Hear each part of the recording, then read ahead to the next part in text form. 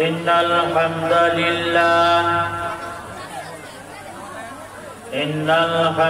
لله نحمده ونستعينه ونستغفره ونؤمن به ونتوكل عليه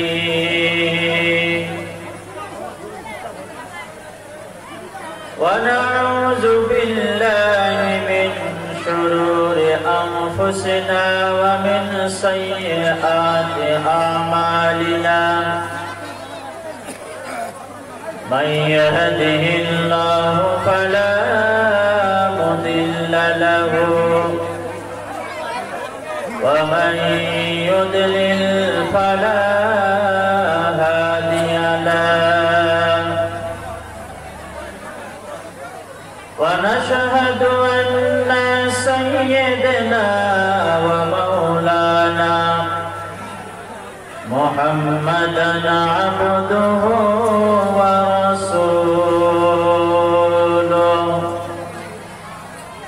أما بعد فقد قال الله سبحانه وتعالى أعوذ بالله من الشيطان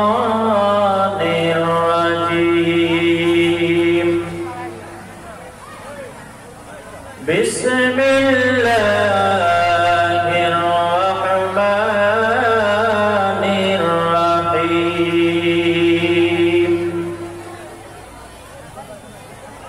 يا أيها الذين آمنوا أنفقوا مما رزقناكم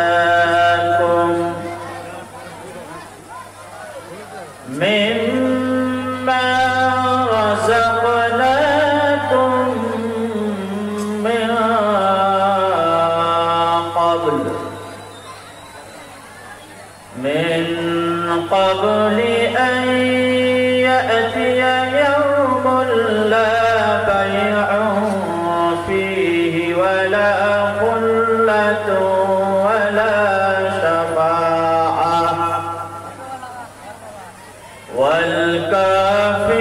والكافرون هم الظالمون.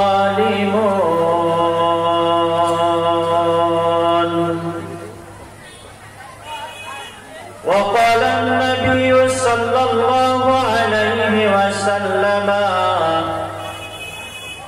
أحب البلاد إلى الله تعالى مساجدها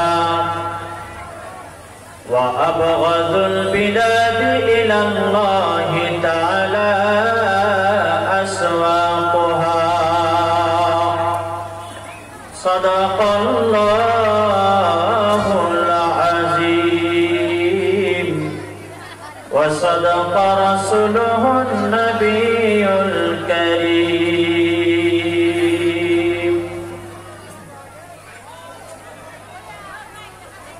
একদিন তোমারি নাম মসজিদে হবে এলান। একদিন তোমারি নাম মসজিদে হবে এলান। তৈরি থেকো তৈরি রেখো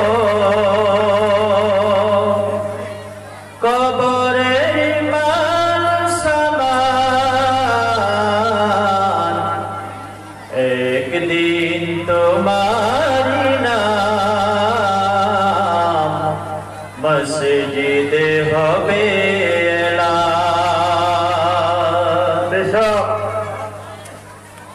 একদিন তোমাকে পরিয়ে কাফন প্রিয় মা বাবার ছড়িয়ে নয়ন। একদিন তোমাকে পরিয়ে কাফন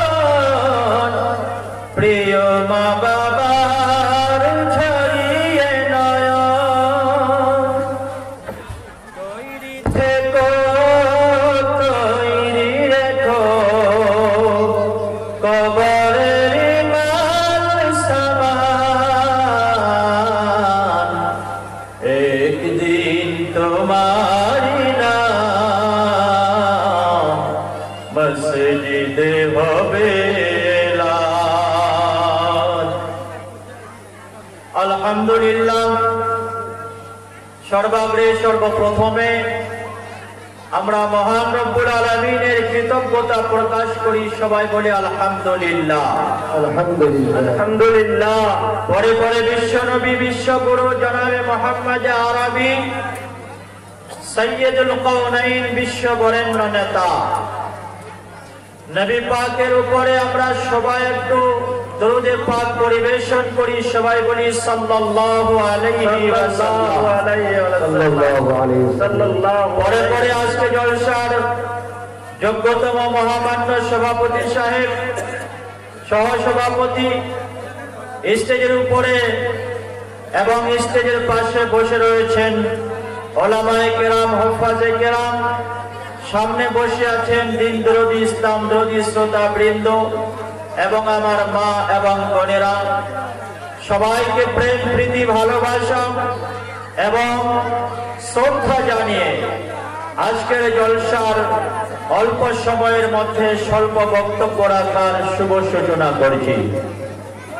সম্মানিত দর্শক শ্রোতা, আজকের আমরা যে উদ্দেশ্য করে এখানে এসেছি এবং যে উদ্দেশ্য করে জলসাটি কায়েম করা হয়েছে, এটি খুবই গুরুত্বপূর্ণ এবং মহৎ উদ্দেশ্য নিয়ে আমরা এখানে বসেছি। তার পিছনে উদ্দেশ্যটা কি?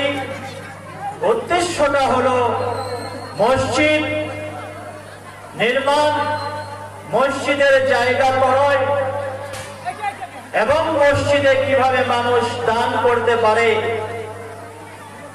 এই উদ্দেশ্যটা নিয়ে আজ আমরা এখানে সমবেত হয়েছি। আল্লাহ পাক আমাদেরকে আসার এবং বসার জন্য কবুল করুন, বলুন আল্লাহুম্মা আমিন। আল্লাহুম্মা আমিন।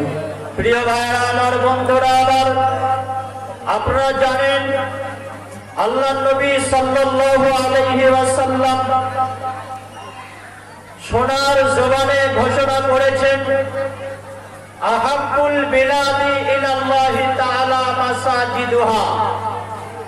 আল্লাহর নবী বলছেন, দুনিয়ার মধ্যে যত জায়গা আছে, যত বিল্ডিং বালাখানা আছে, যত দামি দামি জায়গা আছে, সব থেকে দামি জায়গা হলো আমার মসজিদ। বলুন সুবহানাল্লাহ।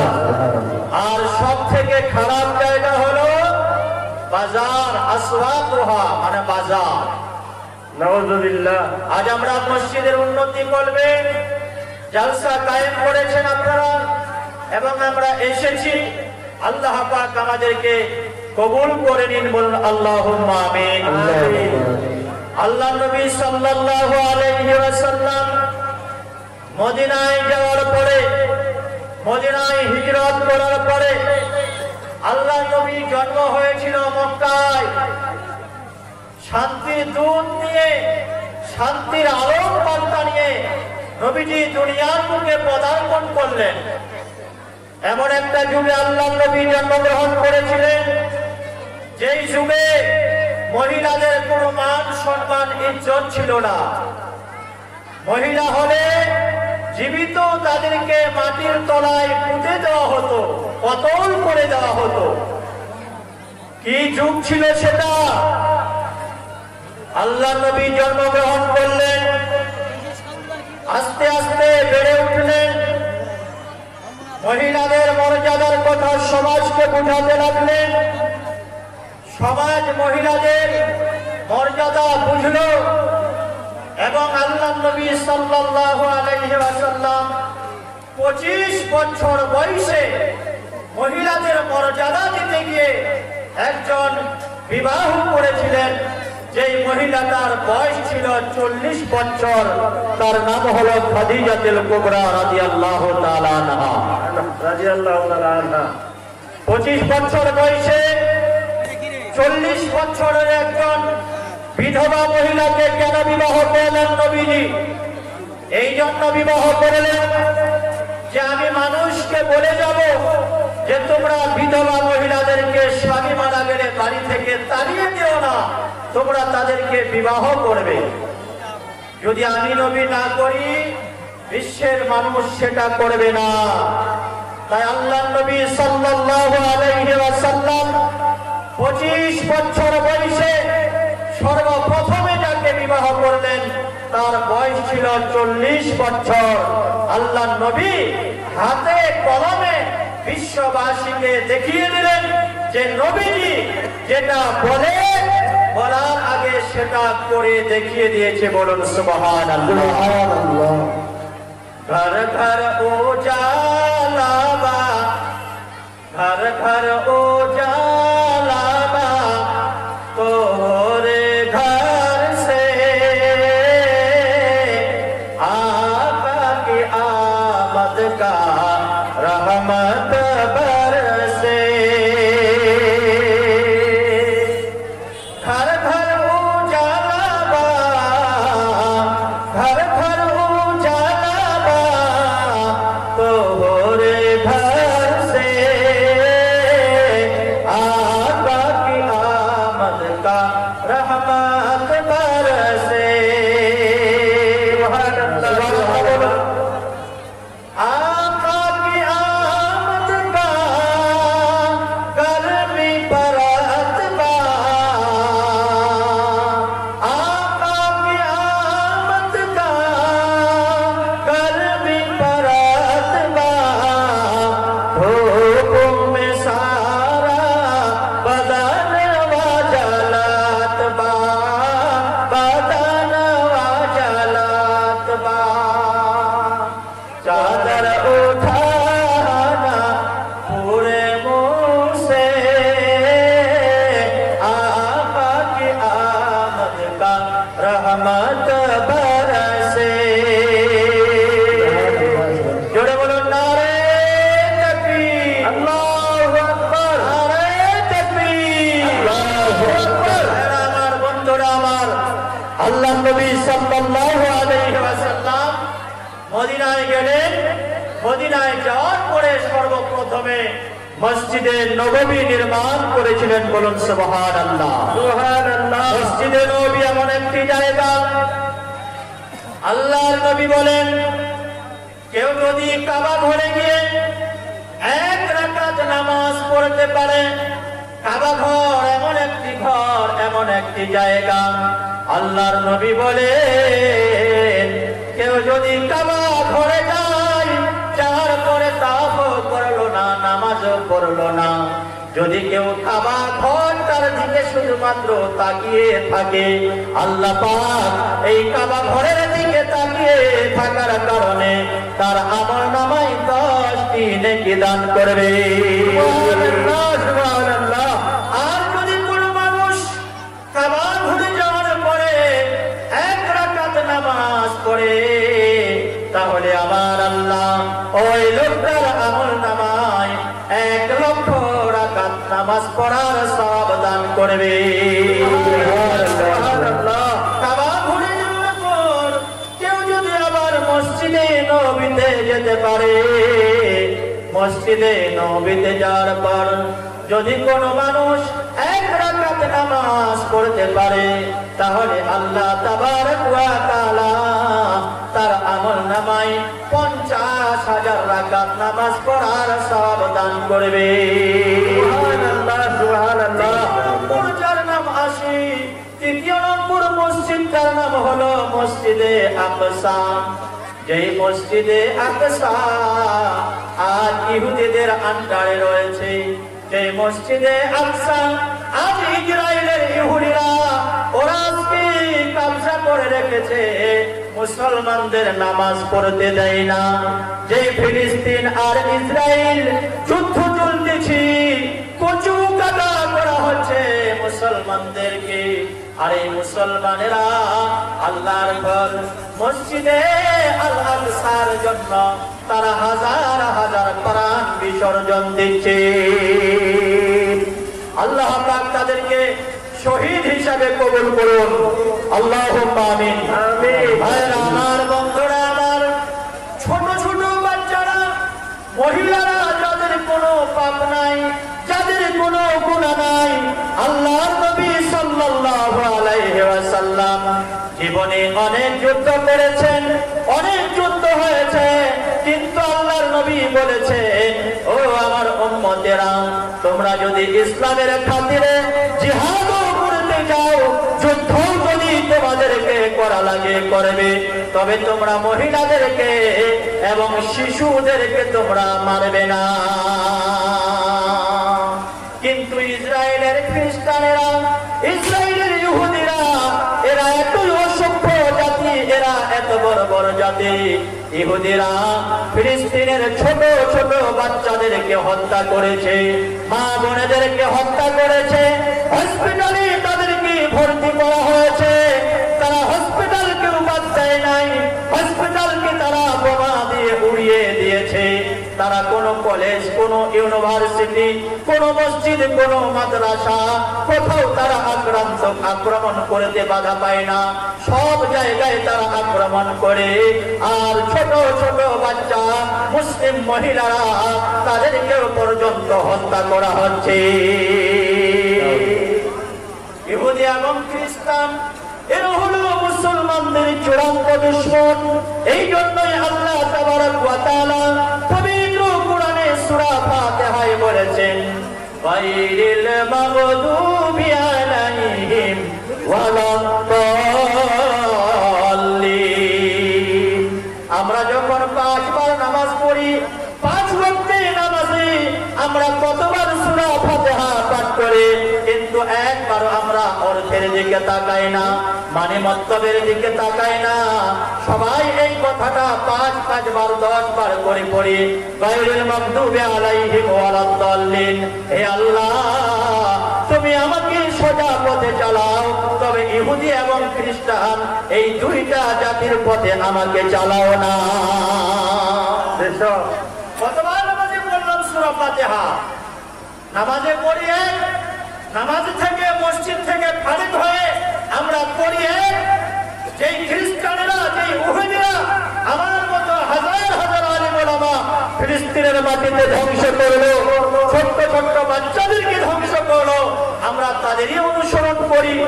তারা যেভাবে মাথার চুল কাটে, আমরাও সেভাবে মাথার চুল কাটি। আমাদের যুবকেরা, আমাদের যুবতীরা সেভাবে নায়ক নায়িকারা যেভাবে কাপড় পরিধান করে, আমরাও সেভাবে পরিধান করি। তাহলে আমরা কোন দিকে যাচ্ছি? আমরা নামাজে বলি, মসজিদে বলি, আর মসজিদের বাইরে আমাদের কাজকর্ম আলাদা হয়ে যাচ্ছে। যারা কাজ মুখে বলে আলাদা, কাজে করে আলাদা, এদেরকে কি বলা হয় আপনারা ভালো করে জানেন। তাই আজ মুসলিম জাতিকে আমি হুঁশিয়ার করে দিতে চাই, যারা ইহুদি জাতির পণ্য আমরা খেয়ে থাকেন, আপনারা কোকো-কোলা থেকে শুরু করে আরো যতগুলো পণ্য ইহুদিরা খ্রিস্টানেরা তৈরি করছে, মদ, উইন, আরো দামি দামি মদ তারা তৈরি করছে, আপনারা দিন বা দিন খেয়ে যাচ্ছেন। তারা যেভাবে কাপড় পরিধান করছেন, আপনারাও সেভাবে পরিধান করছেন। খাস করে যুবকেরা টাকনুর নিচে আপনারা কাপড় পরছেন, লুঙ্গি পরছেন, প্যান্ট পরছেন। আপনারা জেনে রাখুন, আল্লাহর নবী সাল্লাল্লাহু আলাইহি ওয়াসাল্লাম সহিহ হাদিসের মধ্যে বলছেন, যারা টাকনুর নিচে কাপড় পরে তাদের এই অঙ্গটা জাহান্নামের মধ্যে জ্বলবে। বলুন নাউজুবিল্লাহ।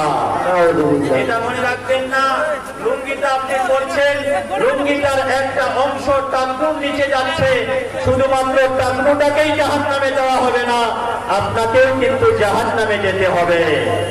তাই হুঁশিয়ার হয়ে যাবেন, আল্লাহর নবীর হাদিস মানার চেষ্টা করুন, টাকনুর উপরে কাপড় পরার চেষ্টা করুন, ফুল প্যান্ট, জিন্স প্যান্ট, লুঙ্গি, পাজামা যেগুলোই পরেন না কেন টাকনুর উপরে যেন থাকে। অনেক মানুষ আবার কি করেন, যখন মসজিদে নামাজ পড়া শুরু করতে যাবেন, নামাজ শুরু করার আগে প্যান্টটা মানে 2-4 ইঞ্চি আমরা জড়ো করে দিই কিনা, নামাজ পড়ার সময় দেশি ভাষায় যাকে বলে ময়রাই দিই।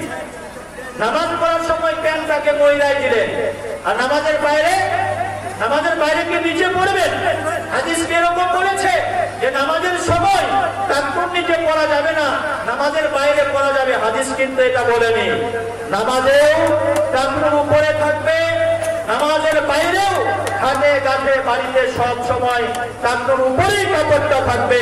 যখন আপনি জিন্স প্যান্ট, যখন আপনি ফুল প্যান্ট, যখন আপনি পায়জামা টেলারের কাছে মাপ দিতে যাবেন, সেই দিনকে টেলারকে বলে দেবেন, ভাই আমার পাজামাটা, আমার প্যান্টটা এমন ভাবে তৈরি করে দাও যাতে সদা সর্বদা টাকনোর উপরে থাকে। এর প্রতি আমল করবেন ইনশাআল্লাহ। এই হাদিসটার উপরে আমল হবে ইনশাআল্লাহ। সবাই হাত তুলে বলুন, আমরা এই হাদিসটার প্রতি আমল করব ইনশাআল্লাহ। ওয়াজ শুধু শুনলে হবে না, ওয়াজ কায়েম করলেও হবে না, ওয়াজ শোনার পরে আমলে পরিণত করতে হবে। যদি আমল করতে না পারি তাহলে এই শোনা, এই বলাই কোনো আমল থাকবে না, কোনো সার্থক হবে না। ভাইয়েরা আমার, বন্ধুরা আমার, মা বোনেরা আমার, আজ আমরা অনেক সময় নষ্ট করে দিচ্ছি দুনিয়ার পিছনে, মোবাইলের পিছনে, ফেসবুকের পিছনে আমরা অনেক সময় নষ্ট করে দিচ্ছি। রাত্রেবেলায় যখন ঘুমাতে যাবেন, গান বাজনা শোনার পরে ঘুমান। অনেক যুবক, অনেক যুবতী নোংরা ছবি দেখে দেখে রাত কাটান মোবাইলের মধ্যে। মোবাইল আসার পরে আজ আমাদের সমাজের অনেক মানুষ ধ্বংস হয়ে যাচ্ছে। মোবাইলের কারণে অনেক স্বামী স্ত্রীর মধ্যে বিচ্ছেদ দেখা দিচ্ছে।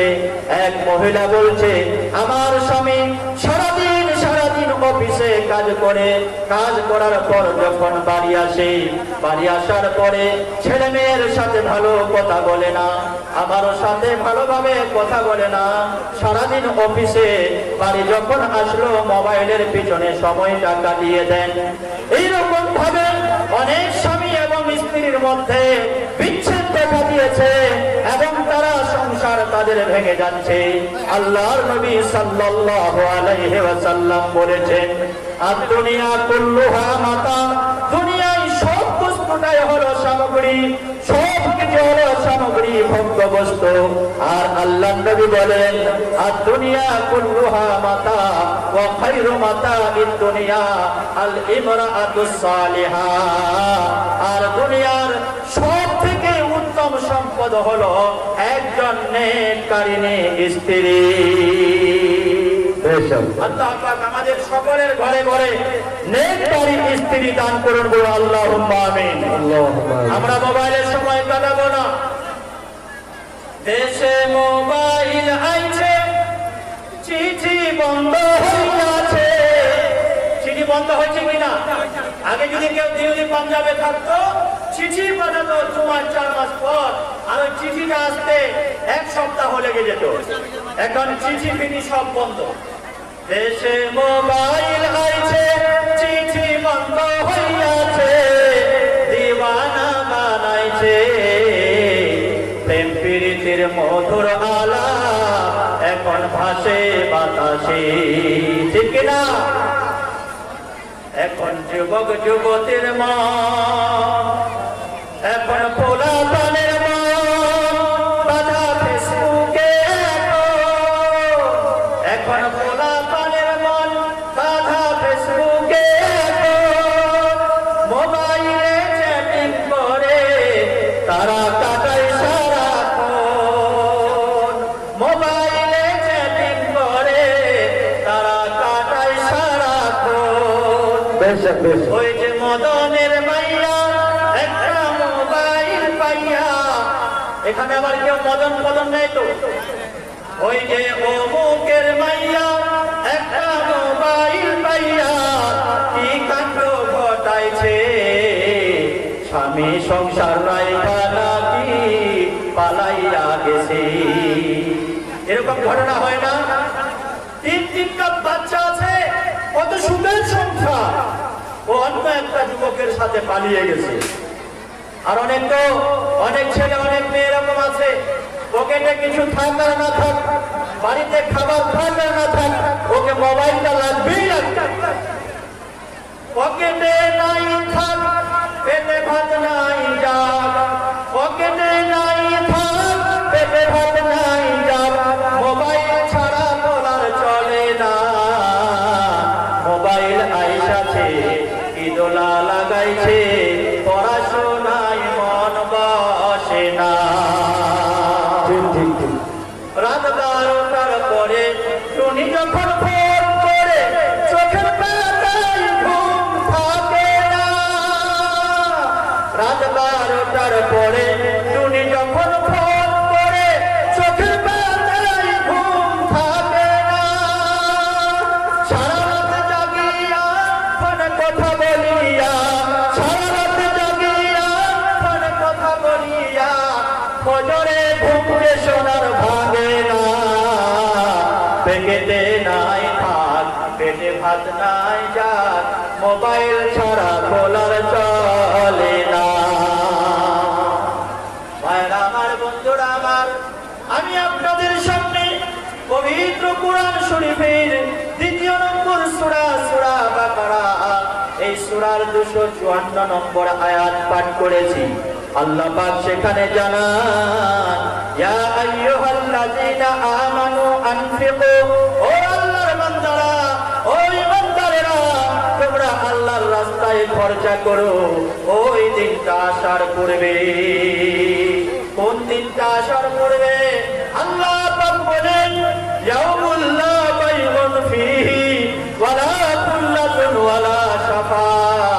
যেই দিনটা এসে গেলে কোনো ব্যবসা বাণিজ্য চলবে না, যেই দিনটা এসে গেলে কোনো বন্ধু বান্ধব খুঁজে পাবে না, কোনো সাফায়াত করার লোক তোমরা খুঁজে পাবে না। ওই দিনটা আসার আগে তোমরা আল্লাহর রাস্তায় খরচা করো। আমার ভাইরা আমার, দান এত বড় মহান জিনিস।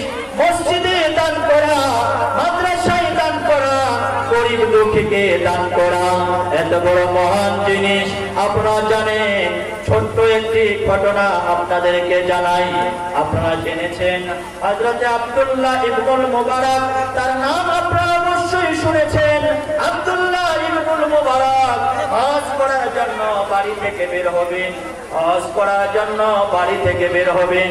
ভাইরা আমার, মনে রাখবে, নামাজ পড়া যেমন ফরজ, হজ করাও কিন্তু তেমন ফরজ। নামাজ যেমন ফরজ, হজও তেমন ফরজ। আর আজকে একটা মানুষ নতুন করে বাহানা শুরু করেছে, তারপর ফরজ হয়েছে হজ, অথচ সে উমরা করতে ব্যস্ত।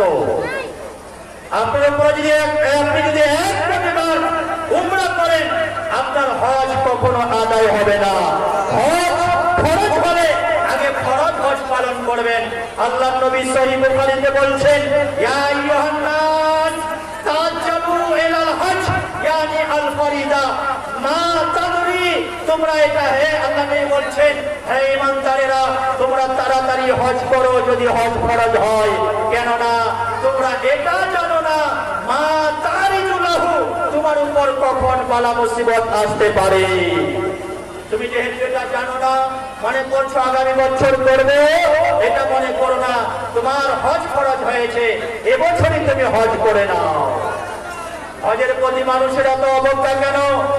এবছর পশ্চিম বাংলার মানুষের জন্য 18,000 মানুষ হজ করার যাওয়ার কোটা ছিল, কিন্তু মাত্র 5,995 জন হাজি হজ করার জন্য নিবন্ধন করেছেন।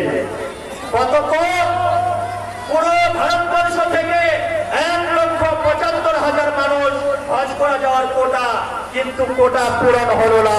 মানুষ হজের প্রতি অবজ্ঞা এসে গেছে। আল্লাহ নবী সাল্লাল্লাহু আলাইহি সাল্লাম মানুষকে জানাচ্ছেন, ইয়া আইয়ুহান নাস, হে মানুষেরা, হে মানুষেরা, মনে রাখো, ইন্নাল্লাহা ফারাদা আলাইকুমুল হজ, নিশ্চয় আল্লাহ পাক তোমাদের উপর হজ ফরজ করেছেন। আল্লাহ বলছেন, লাকাদ আমানতু আন আবআসা রিজালান ইলা হাযিহিল আমসার। আমি মনে করি যে শহরের মধ্যে মানুষকে পাঠিয়ে দিই, তারা গিয়ে দেখবে কার উপর হজ ফরজ হয়েছে, কিন্তু তারা হজ করে না। আল্লাহ নবী বলছেন, যাদের উপর হজ ফরজ কিন্তু তারা হজ করে না, আল্লাহ নবী বলছেন, ফায়াদরিবু আলাইহিল জিজিয়া, আমি তাদের উপর ট্যাক্স লাগু করে দিই। কেননা মা হুম বিমুসলিমিন, মা হুম বিমুসলিমিন, মা হুম বিমুসলিমিন। আল্লাহ নবী বলছেন, যাদের উপর হজ ফরজ হয়েছে কিন্তু যারা হজ করে না, আমি তাদের উপর ট্যাক্স লাগু করে দেব। কেন? তারা মুসলমান নয়, তারা মুসলমান নয়, তারা মুসলমান নয়। আরো একটি হাদিস আপনাদেরকে জানিয়ে দিই, সহিহ বুখারীতে নবীজি বলছেন, আল্লাহই বলছেন, ওই লোকটা ইহুদি হয়ে মারা যাক অথবা নাসারা হয়ে মারা যাক, কোন লোকটা মান কানা লাহু সাআতুন ওয়া লাম ইয়াহিজ্জু, যে লোকটার হজ করার সামর্থ্য আছে কিন্তু হজে গেল না, ওই লোকটা ইহুদি হয়ে মরুক অথবা নাসারা হয়ে মরুক, আমার কোনো যায় আসে না। তাই যাদের উপর হজ ফরজ হয়েছে দেরি না করে আগামী বছর আমরা হজ আদায় করব ইনশাআল্লাহ।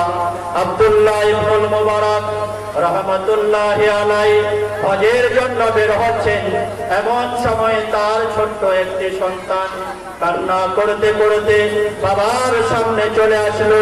আসার পরে বলল, ইয়া আব্বাজান, ওগো আমার বাবা, আমি অমুকের বাড়িতে বেড়াতে গেলাম, ওদের বাড়িতে বেড়াতে গেলাম, ওরা একটা গরুর মাংস জবাই করে রান্না করেছে, আমি ওদের কাছ থেকে এক টুকরা মাংস খেতে চাইলাম, কিন্তু তারা আমাকে এক টুকরা মাংস খেতে দিল না, বরং ওরা আমাকে বাড়ি থেকে তাড়িয়ে দিল।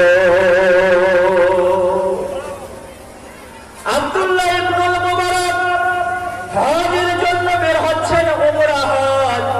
এমন সময় বাচ্চাটা কান্না করতে করতে আসলো। আব্দুল্লাহ ইবনুল মুবারক ছোট্ট বাচ্চাটার হাত ধরে নিলেন, ধরে নেওয়ার পরে চলে গেলেন ওই লোকটার বাড়িতে।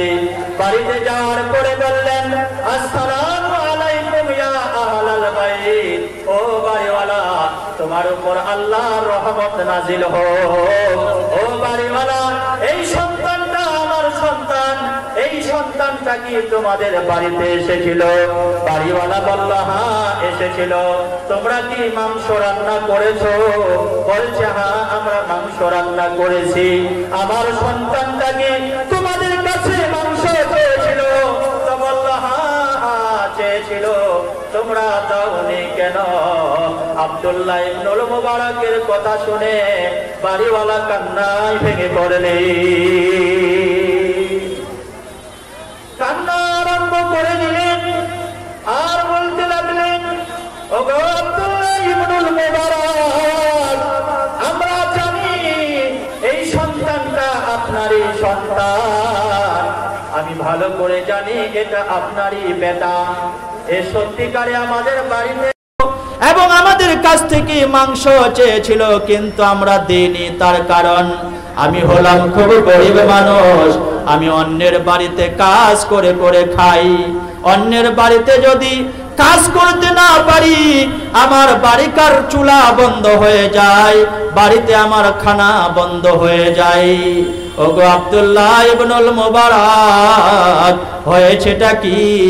আমি 3 দিন ধরে কোনো কাজ কর্ম করতে পারিনি।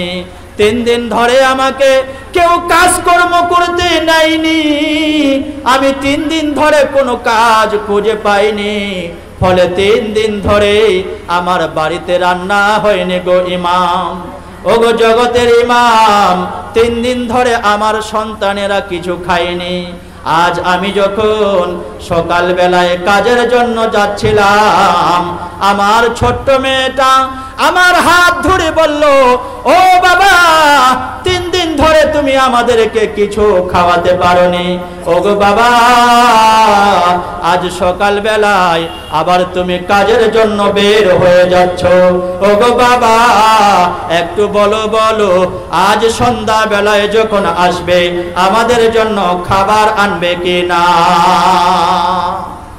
ওগো বাবা, আজ সন্ধ্যা বেলায় যখন বাড়িতে আসবে আমাদের জন্য খাবার আনবে কি না? আমরা খেতে পারবো কি না?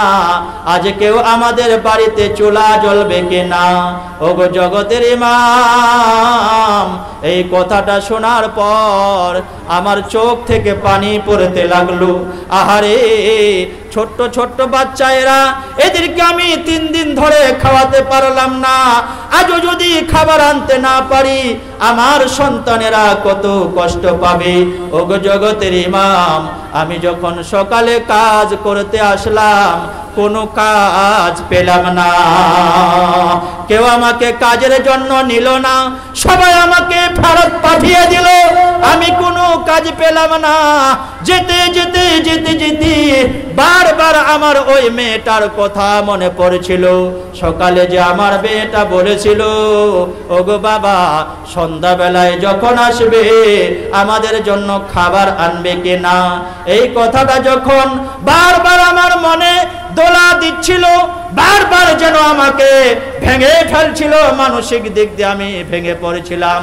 হায় রে, কোনো কাজ পেলাম না, কোনো খাবার আনতে পারলাম না, কি হবে?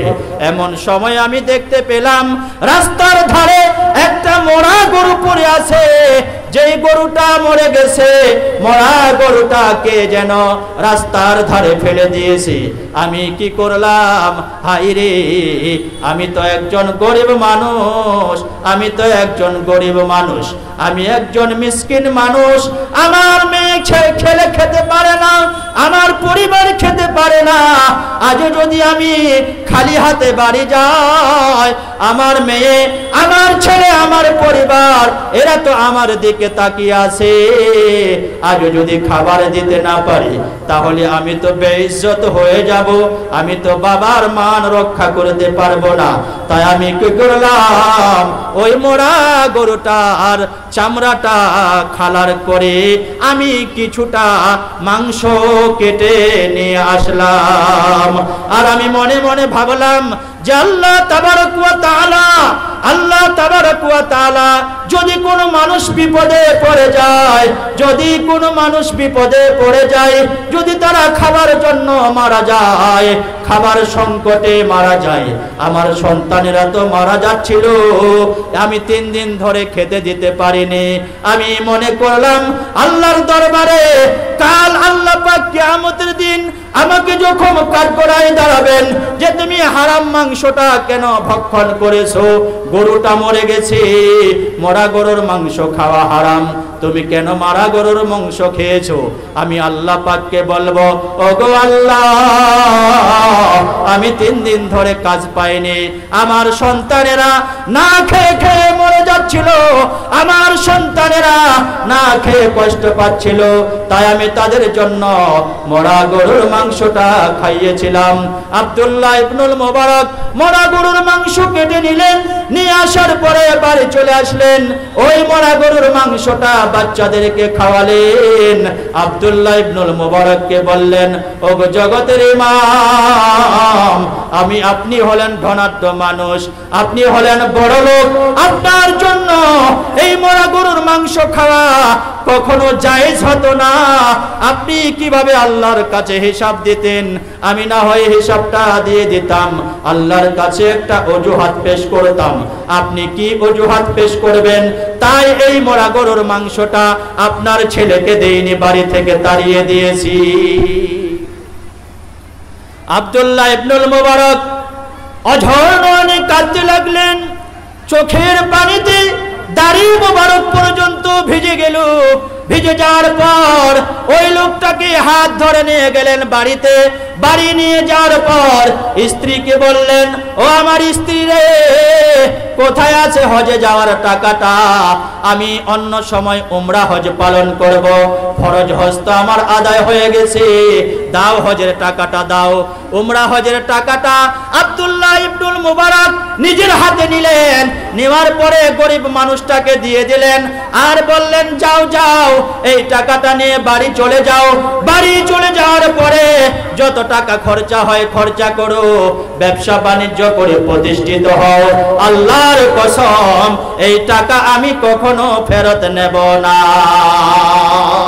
সুবহানাল্লাহ বলুন। ভাইরা আমার, বন্ধুরা আমার, আব্দুল্লাহ ইবনুল মুবারক উমরা হজে গেলেন না, তার সাথীরা উমরা হজে চলে গেল। 40 দিন 42 দিন যতদিন হোক না কেন। হজ করার পরে ওরা যখন বাড়ি চলে আসলো, বাড়ি আসার পরে আব্দুল্লাহ ইবনুল মুবারকের দেখা করতে এসেছে। এসে বলছে, ওগো জগতের ইমাম, আপনি হজ থেকে কখন বাড়ি আসলেন? আব্দুল্লাহ ইবনুল মুবারক কান্নায় ভেঙে পড়লেন আর বন্ধুদেরকে বলতে লাগলেন, ও আমার বন্ধুরা, ও আমার সাথীরা, এই বছর আমি হজে যেতে পারিনি। কেন হজে গেলেন না? এই জন্য গেলাম না, আমি হজের টাকাটা এক গরিব মানুষকে দান করে দিয়েছি, এক অসহায়কে দান করে দিয়েছি, আমি হজে যেতে পারিনি। সাথীরা সঙ্গীরা কোনো বিশ্বাস করতে চায় না। ওরা বলছে, না আমরা বিশ্বাস করি না, আমরা আপনাকে হজ করতে দেখেছি। বলুন সুবহানাল্লাহ। বলছেন আব্দুল্লাহ ইবনুল মুবারক, আপনি যতই বলুন যে আপনি হজে যাননি, ওগো আব্দুল্লাহ ইবনুল মুবারক, আমি যখন কাবা শরীফ তাওয়াফ করতেছিলাম, আমি দেখেছি আপনি আমার আগে আগে কাবা শরীফ তাওয়াফ করতেছেন। আরো একজন সাথী বলছেন, ও জগতের ইমাম আব্দুল্লাহ ইবনুল মুবারক, আমি যখন কাবা শরীফ তাওয়াফ করতেছিলাম, আমিও তো আপনাকে কাবা শরীফ তাওয়াফ করতে দেখেছি।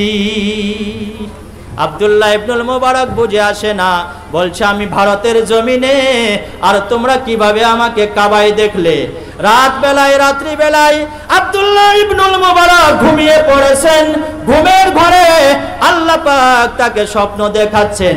আব্দুল্লাহ ইবনুল মুবারক স্বপ্ন দেখতেছেন, তাকে স্বপ্নের মাধ্যমে দেখানো হচ্ছে, ওগো আব্দুল্লাহ, তুমি হজ করতে গেলে না তো কি হয়েছে?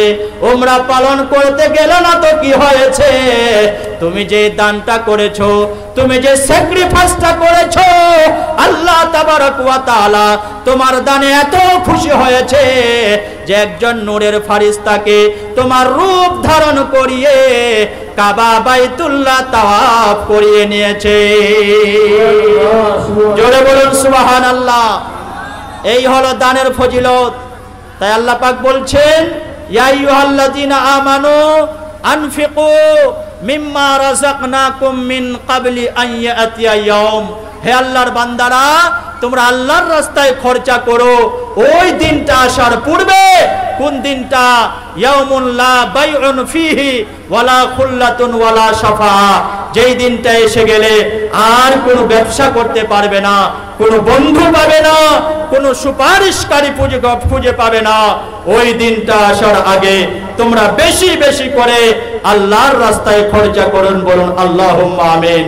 তাই আজকে আপনারা এই উক্তা মসজিদের উন্নতি কল্পে জলসা করেছেন, মসজিদের জায়গা নেওয়া হয়েছে, আমি শুনেছি।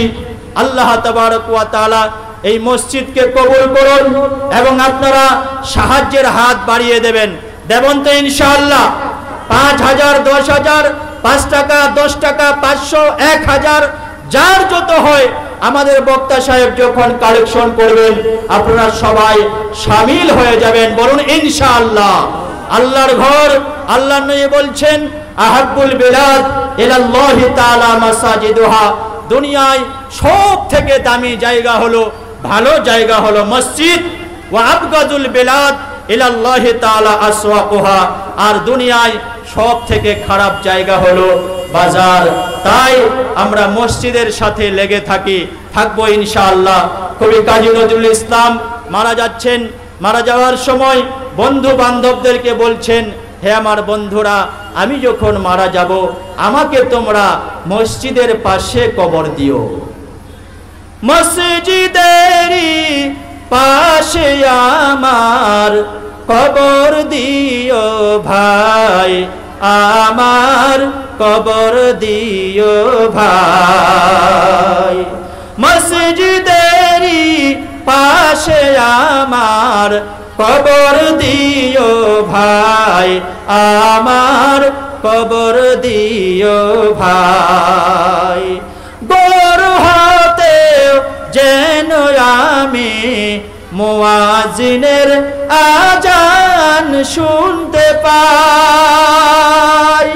আমার গোরের পাশ দিয়ে ভাই আমার ঘরের পাশে দিয়ে ভাই নামাজিরা যাবে, তাদের পবিত্র সেই পায়ের ধ্বনি এ বান্দা শুনতে পাবে।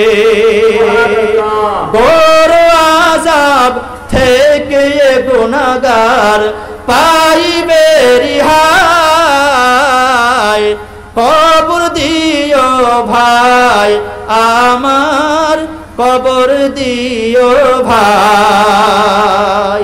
আল্লাহ তাবারক ওয়া তাআলা আমাদেরকে মসজিদে সময় লাগানোর বেশি বেশি করে তৌফিক দান করুন, মসজিদে বেশি বেশি করে ইবাদত করার তৌফিক দান করুন, এবং বেশি বেশি করে সুন্নাহ নওয়াফিল ইবাদত পালন করার তৌফিক দান করুন, এবং আমাদের সবাইকে কাবা বাইতুল্লাহ পর্যন্ত যাওয়ার তৌফিক দান করুন। শেষ করব, আল্লাহ পাক আমাদের সবাইকে কাবা বাইতুল্লাহ জিয়ারত মসজিদুন নববী সাল্লাল্লাহু আলাইহি ওয়াসাল্লাম